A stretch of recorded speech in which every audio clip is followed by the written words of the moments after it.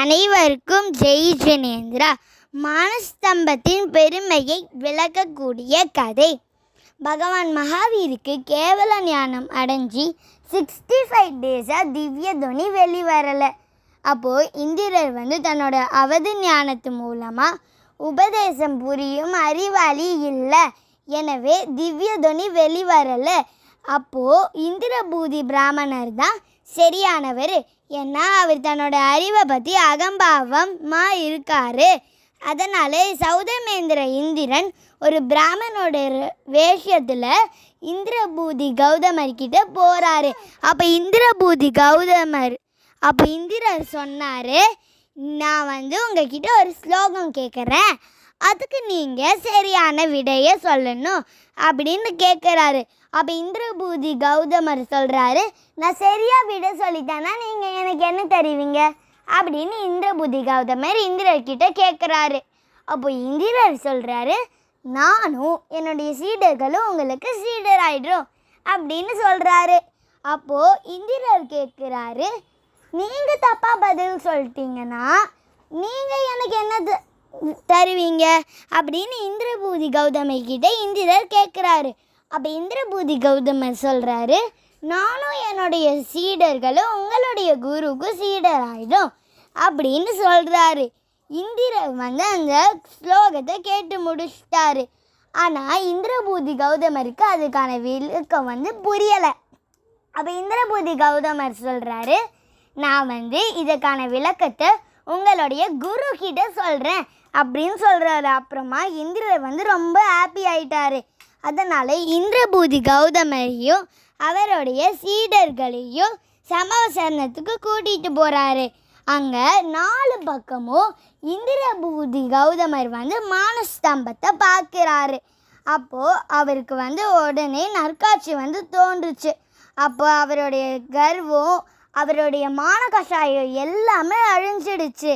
அதுக்கப்புறமா அவர் மகாவீர்கிட்ட வணங்கி ஒரு கேள்வி கேட்குறாரு, நம்மளுடைய ஜீவங்களை பற்றி.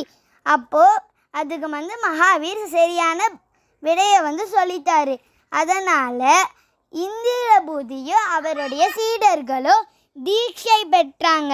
அதுக்கப்புறமா இந்திரபூதி கௌதமர் மகாவீருக்கு பிரதம கணத்தரர் ஆனார். அந்த நாளை தான் குரு பூர்ணிமா என்று கொண்டாடுறோம். மானஸ்தம்பத்தின் சிறிய குறிப்புகள். Mana is a Sanskrit word. Mana means pride or eminence. Stamba means pillar, that is pillar of eminence, அதாவது கௌரவத்தூண். மானக்கஷாயத்தை அழிக்கும் ஸ்தம்பம் மானஸ்தம்பம். மானக்கஷாயம் என்றால் அகங்காரம், கர்வம், ஆணவம், பிறரை தவறாக பேசுதல். வித்யா திருஷ்டிகளின் அகங்காரம். ஆனால் சேர்க்கு எதை பார்ப்பதினால் அழிகிறதோ அதையே மானஸ்தம்பம் என்பர். ஜினாலயங்களில் நுழைவதற்கு முன் மானஸ்தம்பம் இருக்கும்.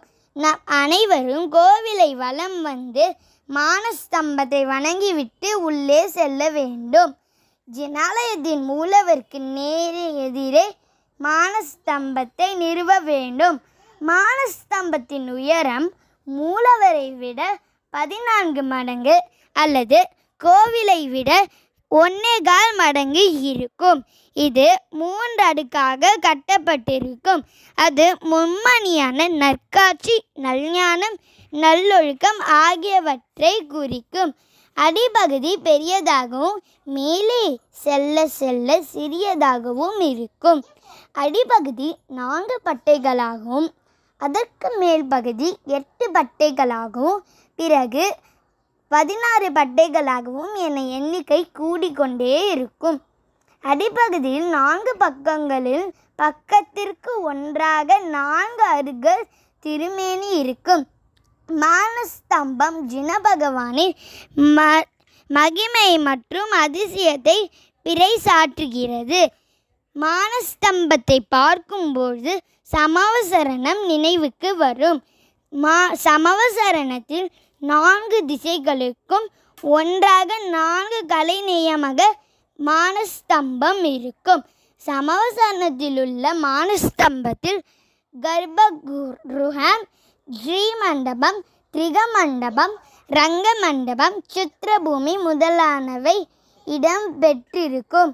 நாம் வாழும்போது இந்த காலத்தில் சமாசரணம் தரிசிக்கிறது இயலாத காரியம். ஆகவேதான் ஜினாலயங்களில் மானஸ்தம்பம் வைக்கப்படுகிறது. இது மன அழுக்குகளை போக்குகிறது. இதனை ஆத்மார்த்தமாக வணங்கும் பொழுது 6 அற உயிர்களுக்கு அவர்களது 7 பிறவிகள் கண்முன் தோன்றும். சமண கோவில்களில் மட்டுமே காணப்படும் மன தூய்மை தூண் அக்ருதம ஜினாலய சைத்தாலயங்களில் மானஸ்தம்பம் உள்ளதாக ஆகமங்கள் கூறின. இதன் உச்சியில் சதுர்முக ஜின பிம்பம் பத்மாசனத்தில் அமர்ந்து கோலத்தில் இருக்கும். அழகிய சித்திர மண்டபம் அமைய பெற்றிருக்கும். அந்த மண்டபத்தின் 4 ஓரங்களிலும் சிறு சிறு மணிகள் தொங்கப்பட்டிருக்கிறது இருக்கும். அவைகளில் ஜினதேவரின் திவ்யதொனி ஓங்காரத்தை ஒட்டு இருப்பது போல் உணரலாம். இந்த சிறப்பு வாய்ந்த மானஸ்தம்பத்தை நாமும் வணங்கி மானகஷம் இல்லாமல் வாழுவோம்.